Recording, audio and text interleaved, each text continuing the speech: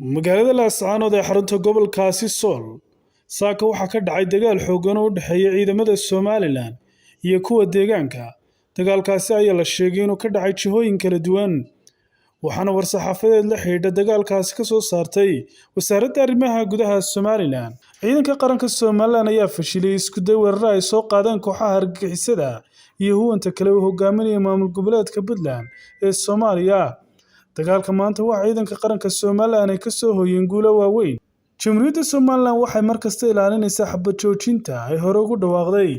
ciidanka qaranka Somaliland markasta wuxuu ka dhowrsanayaa dhibaato soo gaadha magaalada Laascaanood. ciidanka Somaliland isagoo dhaadan xurmada bisha barakeysan ee Ramadaan wuxuu haddana cid walba xasuusinayay inuu taagan yahay ilaalinta dadka iyo dalka Jamhuuriyadda Somaliland. ayaa lagu soo gabagabeeyay war-saxaafadeedka ka soo baxay Somaliland. weli lama hayo khasaaraha dhabta ee dagaalkaasi geystay. wixii warareyntaasi faahfaahsan waxaan idinku soo gudbin doonaa wararkayga dambe. Ismaan Axmed Ismaan Sab TV Hargeysa.